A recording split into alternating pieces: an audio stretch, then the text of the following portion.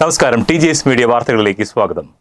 കേരളം കാത്തിരുന്ന വിപ്ലവകരമായ പദ്ധതിക്ക് ഇന്ന് തുടക്കം. സ്ത്രീകൾക്കും ട്രാൻസ്ജെൻഡറുകൾക്കും മാത്രമായി KSRTC ബസ്സുകളിൽ സൗജന്യ യാത്ര ഉറപ്പാക്കുന്ന പ്രിയദർശിനി പദ്ധതിക്ക് സംസ്ഥാനത്ത് ഔദ്യോഗിക തുടക്കമായി.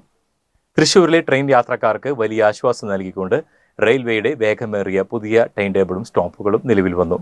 ലോകകപ്പ് ഫുട്ബോൾ ആവേശം കൊടുമുടി കയറുമ്പോൾ ഇന്ന് മൈതാനത്തിറങ്ങുന്നത് മുൻ ചാമ്പ്യന്മാരായ സ്പെയിൻ.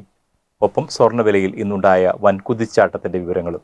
അന്തർദേശീയ ദേശീയ വാർത്തകൾക്ക് പുറമെ ഒടുവിൽ നിങ്ങളെ ചിന്തിപ്പിക്കുന്ന ഒരു രസകരമായ ലോകവിശേഷവുമായി TGS മീഡിയ ബുള്ളറ്റിൻ ആരംഭിക്കുന്നു.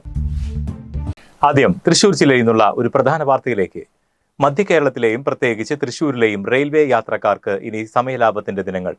റെയിൽവേ ട്രാക്ക് നവീകരണവും അടിസ്ഥാന സൗകര്യ വികസനവും പൂർത്തിയാക്കുന്നതോടെ ട്രെയിനുകളുടെ വേഗത വർദ്ധിപ്പിച്ചിരിക്കുകയാണ് റെയിൽവേ. തൃശൂർ വഴി കടന്നുപോകുന്ന തിരുവനന്തപുരം സെക്കന്ദരാബാദ് എക്സ്പ്രസിന്റെ യാത്രാ സമയത്തിൽ 110 മിനിറ്റാണ്, ഏകദേശം 2 മണിക്കൂർ കുറവ് വരുത്തിയിരിക്കുന്നത്. ഇതിനു പുറമെ ചെന്നൈ ഗുരുവായൂർ എക്സ്പ്രസിന്റെ സമയം 20 മിനിറ്റ് കുറച്ചു. ഹ്രസ്വദൂര യാത്രക്കാരുടെ തിരക്ക് നിയന്ത്രിക്കുവാൻ മെമു ട്രെയിനുകളിലെ കോച്ചുകളുടെ എണ്ണം 12-ൽ നിന്ന് 16 ഉയർത്തിയിട്ടുണ്ട്. കൂടാതെ ജില്ലയിലെ പ്രമുഖ സ്റ്റേഷനുകളായ പൂങ്കുന്നം, ഇരിഞ്ഞാലക്കുട എന്നിവിടങ്ങളിൽ പ്രധാന ട്രെയിനുകൾക്ക് പുതിയ സ്റ്റോപ്പുകൾ അനുവദിച്ചു. ഗുരുവായൂർ തിരുവനന്തപുരം എക്സ്പ്രസിന് പൂങ്കുന്നത്തും വിശാഖപട്ടണം കൊല്ലം എക്സ്പ്രസ് ഉൾപ്പെടെയുള്ളവയ്ക്ക് ഇരിങ്ങാലക്കുടയിലും ഇനി സ്റ്റോപ്പുകളുണ്ടാകും. തൃശ്ശൂർക്കാരുടെ യാത്ര ഇനി കൂടുതൽ സ്മാർട്ടാകും എന്ന് ചുരുക്കം. കേരളത്തിലെ ലക്ഷക്കണക്കിന് വനിതകൾക്കും ട്രാൻസ്ജെൻഡർ വ്യക്തികൾക്കും വലിയ സാമ്പത്തിക ആശ്വാസം നൽകുന്ന പ്രിയദർശിനി സൗജന്യ യാത്രാ പദ്ധതിക്ക് ഇന്ന് സംസ്ഥാനത്ത് തുടക്കമായി. തിരുവനന്തപുരത്ത് മുഖ്യമന്ത്രി VD സതീശൻ പദ്ധതി ഉദ്ഘാടനം ചെയ്തതിന് പിന്നാലെ തൃശൂർ ജില്ലയിലെ കൊടുങ്ങല്ലൂരിലും ഇതിന്റെ പ്രാദേശിക ഉദ്ഘാടനം നടന്നു.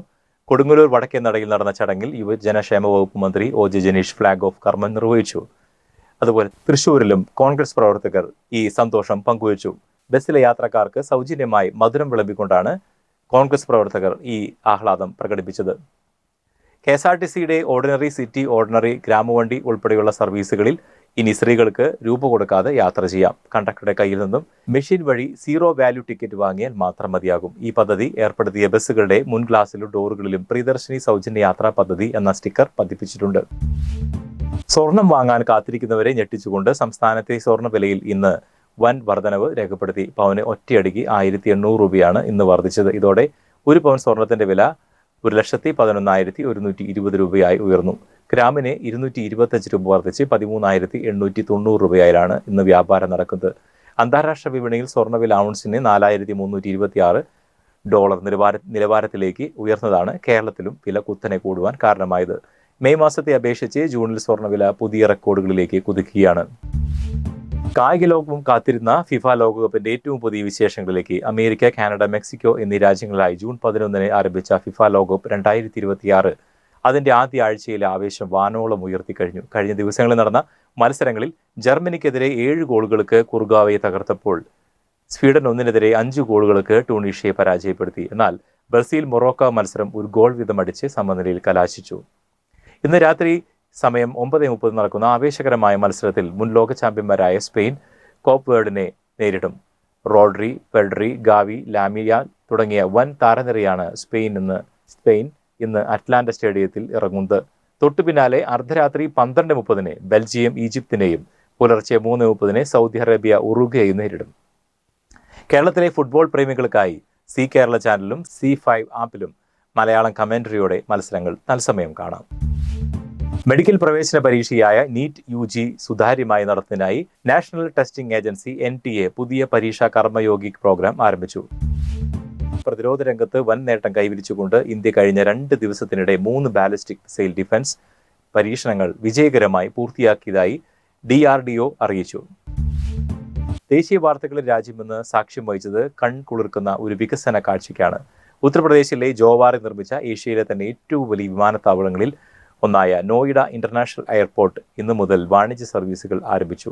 ലക്നൌവിൽ നിന്നുള്ള ആദ്യ വിമാനം റൺവേ തൊട്ടപ്പോൾ ചരിത്ര നിമിഷത്തിനാണ് രാജ്യം സാക്ഷ്യം വഹിച്ചത്. എന്നാൽ ഈ വാർത്തയെ കൂടുതൽ മനോഹരമാക്കുന്നത് മറ്റൊന്നാണ്. വിമാനത്താവള നിർമ്മാണത്തിനായി സ്വന്തം ഭൂമി വിട്ടു നൽകിയ 172 പ്രാദേശിക കർഷകരെയാണ് ഉദ്ഘാടന ഫ്ലൈറ്റിലെ ആദ്യ യാത്രക്കാരായി എയർപോർട്ട് അതോറിറ്റി ആദരിച്ചത്. കോർപ്പറേറ്റുകൾക്ക് മാത്രമല്ല, രാജ്യത്തിന്റെ വികസനത്തിന് മണ്ണ് നൽകിയ കർഷകർക്കും ഈ വിമാനത്താവളത്തിൽ തുല്യ അവകാശമുണ്ടെന്ന സന്ദേശമാണ് ഇതിലൂടെ രാജ്യം നൽകുന്നത്. ഇന്ത്യൻ സായുധ സേനയെ കൂടുതൽ ആധുനികവൽക്കരിക്കുന്നതിന്റെ ഭാഗമായി കരസേന പുതിയ വസ്ത്രധാരണ രീതിയും ചട്ടങ്ങളും ഔദ്യോഗികമായി പുറത്തിറക്കി. ആർമി യൂണിഫോം 2026 എന്ന് പേരിട്ടിരിക്കുന്ന ഈ പുതിയ മാറ്റത്തിലൂടെ ബ്രിട്ടീഷ് കൊളോണിയൻ കാലത്തെ പല പരമ്പരാഗത രീതികളും സൈന്യം പൂർണ്ണമായി ഒഴിവാക്കുകയാണ്. പുതിയ യൂണിഫോമിൽ കൂടുതൽ ഇന്ത്യൻ സാംസ്കാരിക ഘടകങ്ങൾ ഉൾപ്പെടുത്തിയിട്ടുണ്ട്. അതോടൊപ്പം യുദ്ധമുഖത്തും അല്ലാതെയുമുള്ള സൈനികരുടെ ശാരീരിക സുസ്ഥിതിക്കും കംഫർട്ടിനും മുൻഗണന നൽകിയാണ് ഡിസൈൻ. സൈനികരുടെ ഗ്രൂമിംഗ്, താടി, മുടി എന്നിവയുടെ ഭംഗി, ചടങ്ങുകളിലെ വസ്ത്രധാരണം എന്നിവയിൽ കൂടുതൽ കർശനവും എന്നാൽ പ്രായോഗികമായ പുതിയ സ്റ്റാൻഡേർഡുകളാണ് സൈന്യം നടപ്പിലാക്കുന്നത്. രാജ്യത്തിന്റെ കരുത്ത് ഇനി മുതൽ ലുക്കിൽ കാണാം. പശ്ചിമേഷ്യൻ സമാധാന കരാർ. അമേരിക്ക ഇറാൻ ചർച്ചകളെ സ്വാഗതം ചെയ്ത് പ്രധാനമന്ത്രി നരേന്ദ്രമോദി. രാജ്യാന്തര തലത്തിൽ വലിയ സാമ്പത്തിക പ്രതിസന്ധി കാരണമായ പശ്ചിമേഷ്യൻ യുദ്ധം അവസാനിക്കുന്നതിന്റെ സൂചനകൾ നൽകിക്കൊണ്ട് അമേരിക്കയും ഇറാനും തമ്മിൽ ഒപ്പുവെച്ച താൽക്കാലിക സമാധാന കരാറിനെ ഇന്ത്യ പൂർണ്ണമായി സ്വാഗതം ചെയ്തു. ആഗോള വ്യാപാര പാതകളുടെ സുരക്ഷയ്ക്കും സമാധാനത്തിനും ഈ നീക്കം അത്യന്താപേക്ഷിതമാണെന്ന് പ്രധാനമന്ത്രി നരേന്ദ്രമോദി എക്സ് പ്ലാറ്റ്ഫോമിലൂടെ വ്യക്തമാക്കി. നിലവിൽ സ്ലോവാക്യ സന്ദർശിക്കുന്ന പ്രധാനമന്ത്രി ഫ്രഞ്ച് പ്രസിഡന്റ് ഇമ്മാനുവൽ മക്രോണുമായി ഉഭയകക്ഷി ചർച്ചകൾ നടത്തിക്കഴിഞ്ഞു.